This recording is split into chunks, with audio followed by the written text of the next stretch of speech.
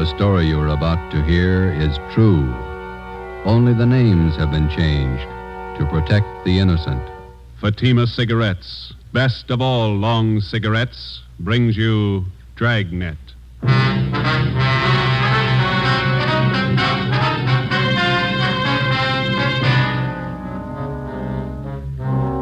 You're a detective sergeant. You're assigned to bunco detail. An expert confidence man has resumed operations in your city. His criminal record dates back 35 years. He's a master in the art of the gentle swindle. Your job, stop him. If you want a long cigarette, smoke the best of all long cigarettes. Smoke Fatima. Fatima is the long cigarette which contains the finest Turkish and domestic tobaccos superbly blended to make Fatima extra mild. And that's why Fatima has a much different, much better flavor and aroma than any other long cigarette. That's why Fatima has more than doubled its smokers coast to coast. So, enjoy Fatima, the best of all long cigarettes. It's wise to smoke extra mild Fatima. It's wise to smoke extra mild Fatima.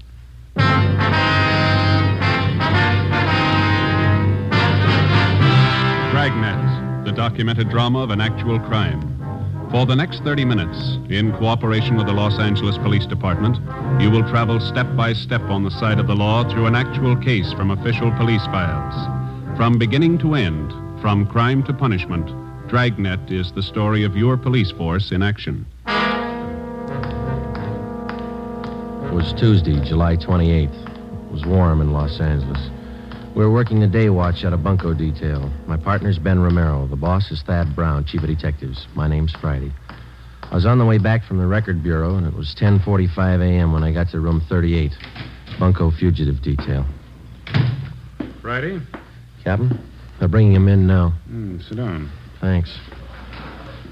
There's the mama sheet on him. Oh, Gentleman Wallace. I thought he was out of our hair for good. So did I till this turned up. I heard he was working in New York. Look at the package on this guy. Feels like a good-sized dictionary. Yeah. Check the date of his first arrest there. June 2nd, 1913. He's been in and out of jail all over the country. Look, Lane County, Oregon, forgery. Bum check beef, San Francisco, 1914. Embezzlement, Santa Ana. Parole violation, Seattle, Portland. More checks, Reno. Billings, Montana, forgery, 1920. Dayton, Ohio, Pittsburgh, New York, grand larceny. Bunco Raps, Las Vegas, Cleveland, Chicago. That's only the first page. There's a couple more there. Yeah, it reads like a novel. Just about as long. What's the story on Wallace this time? What have we got? He reached a couple of used car dealers Saturday. Took them for $2,000 each, and we can't touch him. Why not? How'd he work it? Well, Saturday afternoon, he went to a car lot on the corner of South 3rd and Washington, and he bought a 1948 Lincoln sedan. Showed him his identification, wrote a check for $1,500 for a down payment, and drove away. Another bum check deal. That's a little more than that. About 45 minutes after he left, he drove into another used car lot 2 blocks away from the place where he bought the Lincoln. Yeah. Told the salesman there that he didn't like the car and he wanted to trade it in on another one. The salesman offered him $900 less than he paid for it. Wallace accepted and offered them a personal check to cover the balance. And the salesman went for it? Almost. Wallace seemed so anxious to get rid of the car that the clerk got suspicious, but it was late Saturday and he couldn't call the bank on Wallace's check. So he called the place where Wallace bought the car. That's right. We found out that the sale was made less than an hour before and that Wallace had given them his personal check for it. And then the 2 used car dealers got on the phone, decided that Wallace was pulling a fast hustle, called a cop, and had him jailed. Hold that light a minute, will you? Thanks. Yeah, then what? Well, when the banks opened Monday morning, they called about Wallace's account. He had enough money in to cover both checks. Wallace got a lawyer and threatened suit against the 2 car dealers. He had both of them cold. They settled out of court for $2,000 apiece. Quick deal. Sounds like a master. He's been grifting for 35 years. Knows the con game any way they want to play it. We can't even book him on a VAG charge. He's got a job. And who's he working for? Plastic outfit out in Pasadena. Salesman. Is he registered under 5238? He is. No, just a minute. Yeah? All right, send him in. Romero, he's got Wallace with him. Captain? Ben? Wallace, this is Captain Bryce. Captain, I'm very happy to know you. I've heard a lot about you. Yeah. Sergeant Friday, how are you? We'd like to talk to you, Wallace. Sit down. Oh, well, thanks. Warm out today. Perspiring.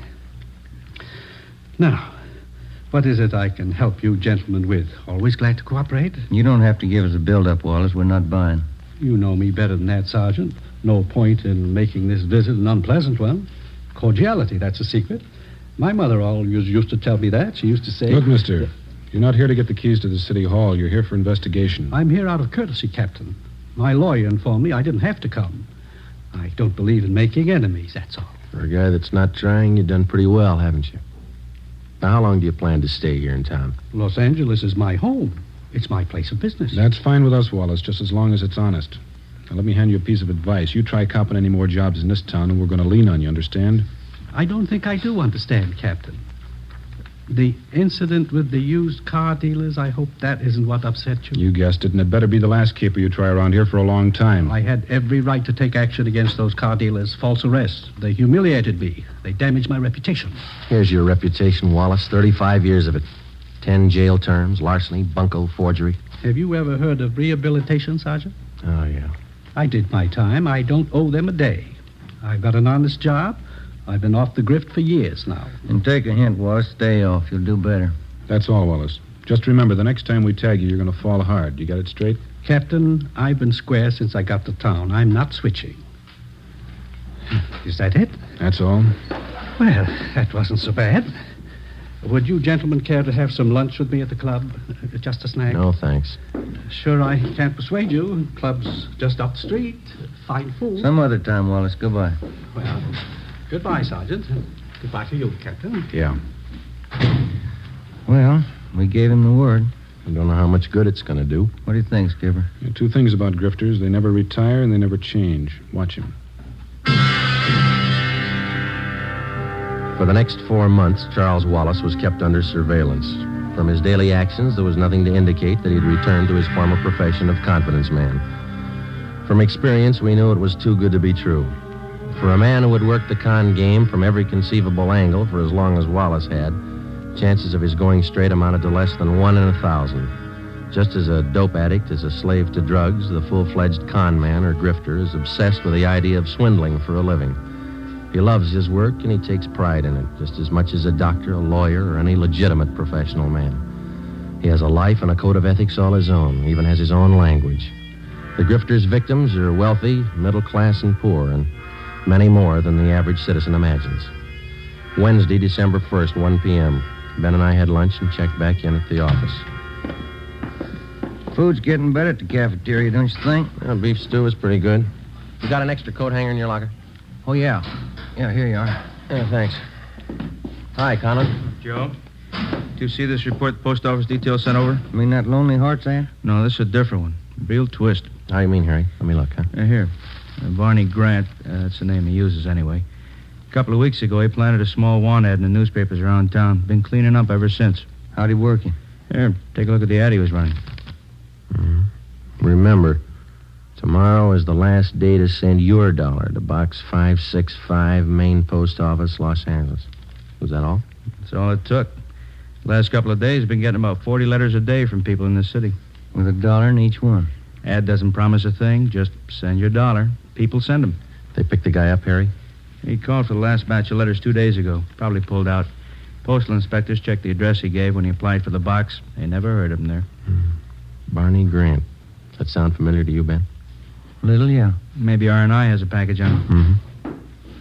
Friday, see you a minute. Right, Captain. Ben, you and Conan want to check that name through R&I? I'll be in with the skipper. Yeah, okay, Jack.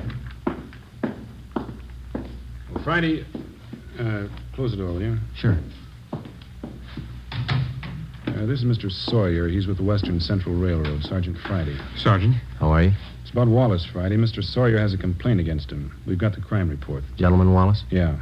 You want to fill him in, Mr. Sawyer? Well, Sergeant, I'm employed as a standards engineer for the Western Central Railroad. Wallace first approached me about a month ago. He said he was an inventor, and he was working on plans of a new type of air brake for use on railroad cars. Go ahead. He said he'd conceived the idea, but that he needed more time and money to perfect his invention.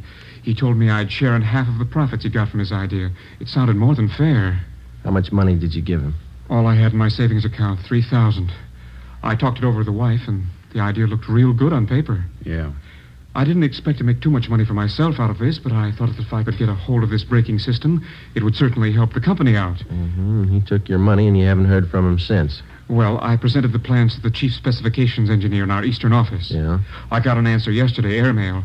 Our New York office has been working for 2 years on exactly the same set of brake plans. And how'd he get a hold of them? From the Patent Bureau in Washington. Oh, the company has a patent pending on the new device. It's all legal, isn't it? Yes. He simply got the information from them, drew up an exact copy, and submitted them to me. He sold you an invention that your company already owned. Yes, sir.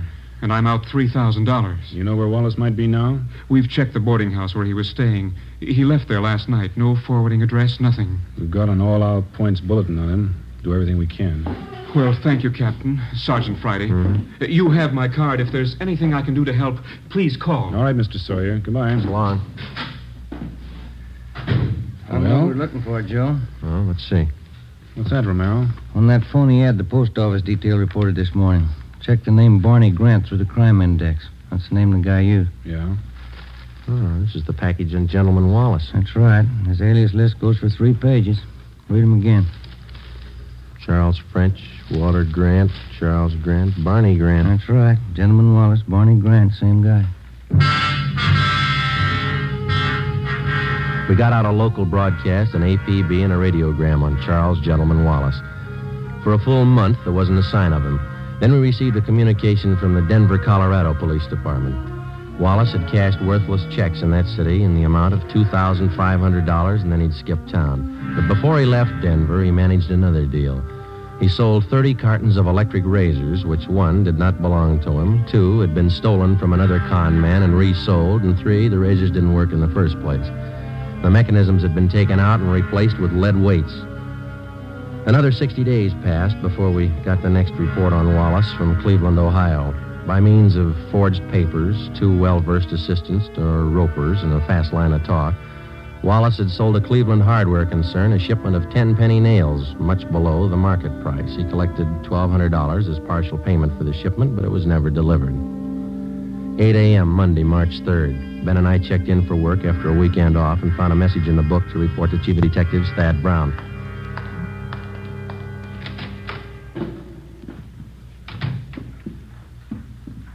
Chief, you wanted to see us? Come in.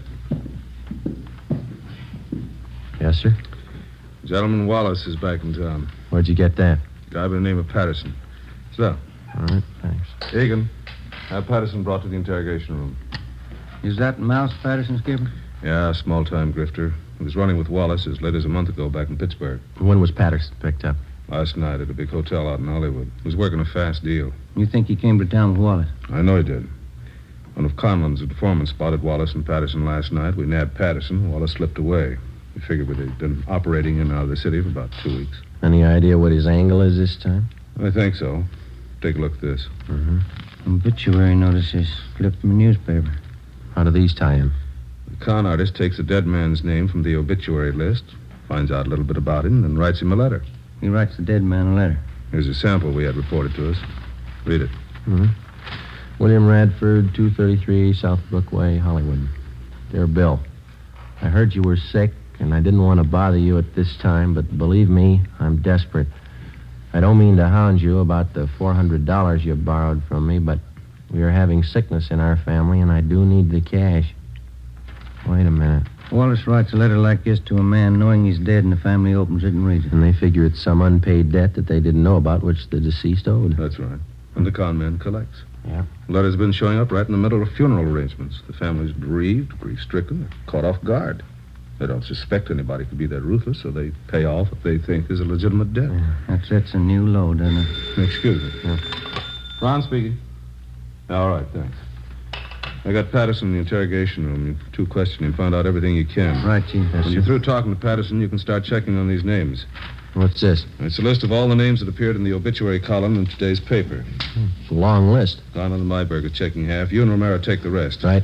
Get to those families before Wallace does. We went down the hall to the interrogation room and questioned Patterson for an hour and a half. He denied that he even knew Wallace. He refused to tell us anything. We had Patterson returned to his cell in the county jail, and Ben and I started to check with the relatives of the deceased who appeared in the daily obituary list. Adams, Connolly, Craig, Denberg, Donzetti, Edmonds, Fowler. None of them had received letters claiming payment of secret debts owed by the deceased. Well, there are more pleasant jobs than bothering families with an investigation in the middle of their sorrow. It wasn't easy, but it was necessary. The 8th name on the obituary list was Foreman, Carl J. He was survived by his wife, Jean. She lived at 5821 Santiago Street out in the valley. We're sorry to intrude at a time like this, Miss Foreman. We know how you must feel, but it's an important matter. That's all right, Sergeant. Carl was sick for so long. Probably better this way. What did you want to know? Since your husband passed away, have you received any letters asking for payments on a debt that he might have owed to somebody? It's funny you should ask. Yes, I have. I got it yesterday. Yesterday, huh? Do you know the man who wrote the letter? No, I didn't. I took it for granted that it was someone Carl knew in the Army. Someone he'd borrowed from. And how much money was it he said your husband owed him? $400. There's a letter over the mantel. I'll get it for you. Fine. Here it is. Thank you. Signs his name Howard Michaels. Has this man contacted you since? Why, yes, he has. He called me last night and said that he'd just heard about Carl. He apologized for writing the letter. Said he had some medical bills of his own to pay. I went to the bank this morning and got the money for him. Is there anything wrong? And he's supposed to come here and get the money? He already has about 2 hours ago. He seemed to be a very good friend of Carl's. Ben, you got that mug shot on? Yeah. Yeah, here it is. I don't understand, Sergeant. Is, this the man who picked up the money this morning? Yes, that's Mr. Michaels. Mm-hmm. Don't you think he was Carl's friend? I don't think so, Miss Foreman. But no one would do that. Who could be that low? You're looking at his picture, Miss Foreman. His name's Wallace.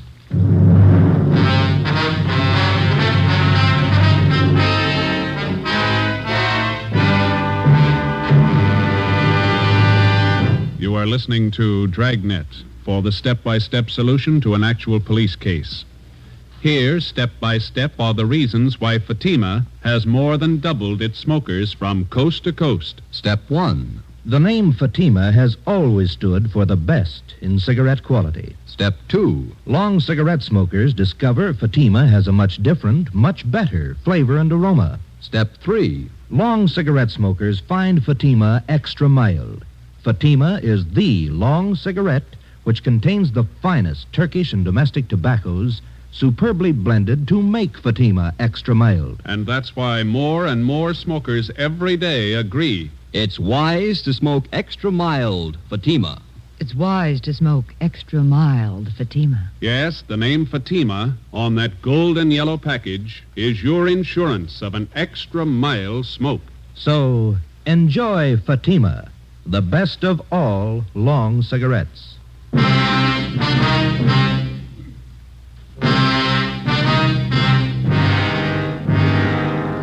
Over the past century, the confidence man here in the United States has earned the dubious title of aristocrat of the underworld. Among small-time thieves, cutthroats, dope peddlers, pickpockets, and similar small fry, he's looked up to and respected. The true con man does not consider himself a crook or a thief in the ordinary sense of the word. He's smooth, courteous, fast-talking, and he lives by his own code of rules. He never uses violence. He makes his living by his wits alone. Generally, he's far above average intelligence, and he's totally without a conscience. He thinks no more of fleecing a day laborer of his wages than he would of fleecing a millionaire. Because of their carefully planned operations, only a handful of confidence men are ever brought to trial. Monday, March 3rd, 6 p.m. Ben and I completed our interviews with the families of the deceased and returned to the office. Hi, you two have any luck? Wallace is the guy. We found out that much. Who identified him? Woman out in the valley, a Mrs. Foreman. Wallace posed as an old friend of her husband's, took her for $400. How about Colin and Myberg, Captain? They get anything? They haven't checked in yet. I'm waiting for him. How does Mrs. Foreman make the payoff to Wallace? Through the mails? No, sir. He came out and picked up the dough in person. Yeah, then there's no chance of tracing him through the post office.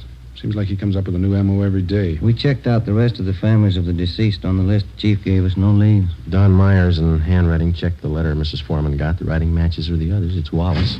Hi. No, Conlon. Myberg with you? Down the hall in handwriting. Checking a couple letters with Myers. Do any good today, Harry? Some. We found 2 families got phony letters through the mail. Same deal, Wallace. They pay off to him yet? Neither one. Told him to sit tight and call us if the guy should contact him again. Explain the setup. Who are the people, Harry? Let's see. One's an old fella. Oscar Dunn. Lives over in Highland Park. Other's a pretty wealthy family, Bel Air. Here it is. Elizabeth Secor. She's the wife. Mm-hmm.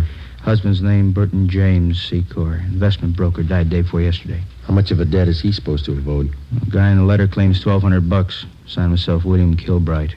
The letters mention anything about how the payoff's supposed to be made? The guy wrote he'd contact him by phone first, then make arrangements to meet him. Both families will call as soon as they hear from him. No, if he doesn't change his M.O., we're set.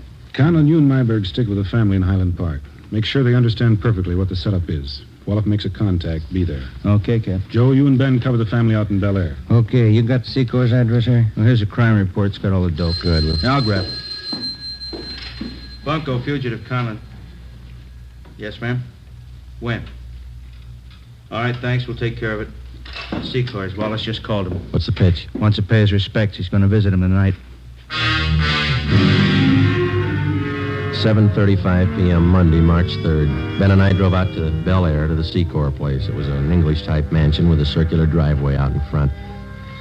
The wake for Mr. Secor was being held in the living room. The butler showed us into the library where Mrs. Secor was waiting. She told us everything that had transpired since she first received the letter from Wallace following her husband's death. She said Wallace had promised to be at her home promptly at 9 p.m. We waited. 9 p.m. came and went. We told her that if the suspect should call, to make any concession, to agree to anything in order to set up a meeting with him. At 10 minutes past 10, the phone in the library rang. Mrs. Secor answered it. I listened in on the extension. I'm terribly sorry, Mrs. Secor. I did want to get out to pay my last respects, but I'm afraid that will be impossible. Oh, I'm sorry you won't be able to come. I'd like to settle up that debt, the money that Burton owed you. I do hope you understand, Mrs. Secor. It's very difficult for me to bring up such a subject at this time of your bereavement, but I do have need of the money. You see, it's my wife. She's quite ill, and, well, there are medical expenses to be met. Oh, I understand. When would you like to come for the money? Well, would tomorrow be all right? My husband's funeral is tomorrow. Oh, I see. Well, where will that be? At the cathedral on Sunset Boulevard. A requiem mass at St. Mary's at 9 o'clock.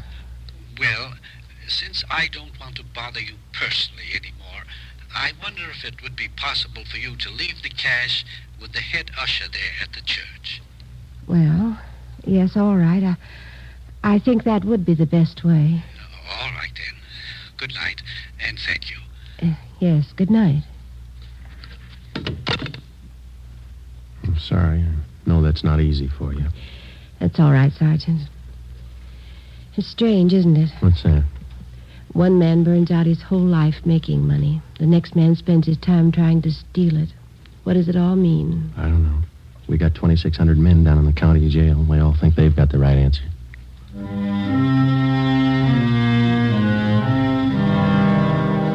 Tuesday, March 4th, 9 a.m. In St. Mary's Cathedral on Sunset Boulevard, the final rites, a Requiem High Mass, was being celebrated for Burton James Secor. Ben and I were stationed at the rear of the church. Conlon and Myberg, together with two other men from Bunko Detail, covered the side exits.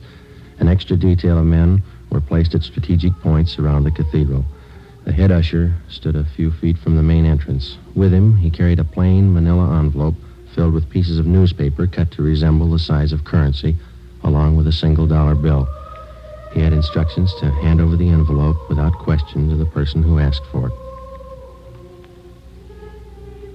15 minutes past 9, Joe. Yeah. You see that head usher all right? Yeah, I got him spotted. All right. Pretty good-sized crowd here. Secor must have had lots of friends, huh? Yeah. Nice choir. Just wondering, Joe. What's that? Suppose he doesn't show up? Well, that's possible. He might have gotten suspicious. Could be. What time you got now? It's 9:20.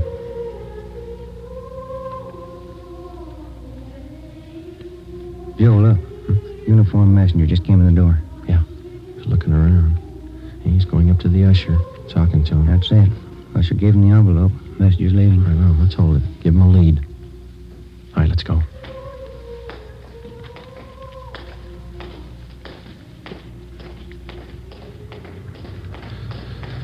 Now, let's go, Ben. Don't lose him. He's getting into that cab. Come on. slide over. You got the cab number? Yeah, let's move. 10:30 a.m. Ben and I trailed the cab to a bus depot in downtown Los Angeles. We followed the messenger in and watched him check the manila envelope in a key locker. We waited.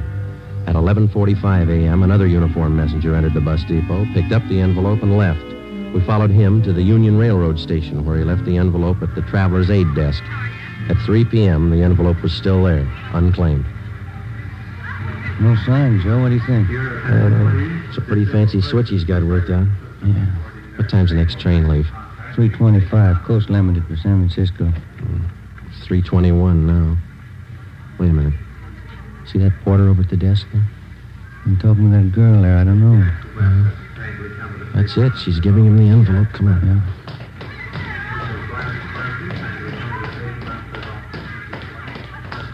He's heading up the ramp. Yeah, let's hustle. You turn up the left? Yeah, passenger platform, Coast Limited. Not much time. Come on, run. Come on, Ben. Where'd the porter get on? Next car. Come on, run. Let's jump. This way. Through here.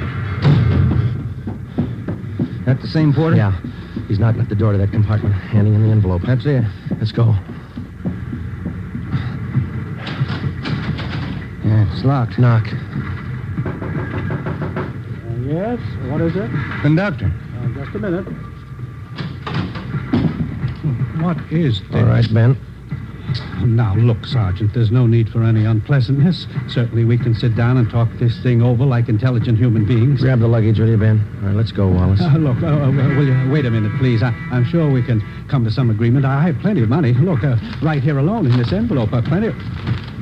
There's only $1 here. The rest is newspaper. Yeah. I've been taken. So have a lot of people. Let's go.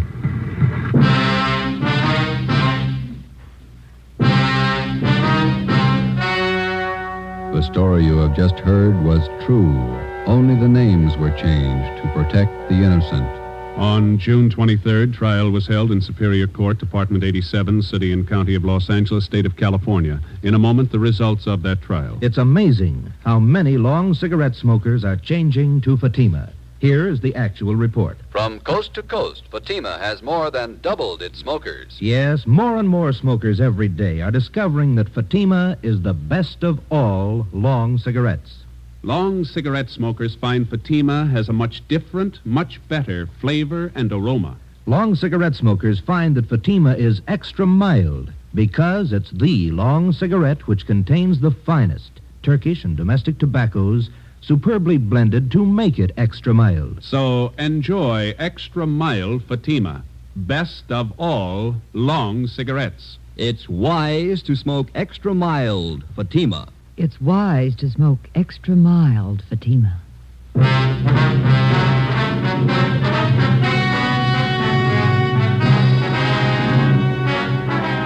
Charles Gentleman Wallace was tried and convicted on 4 counts of grand theft and sentenced to the state penitentiary for the term prescribed by law, with holds being placed on him by 4 other states.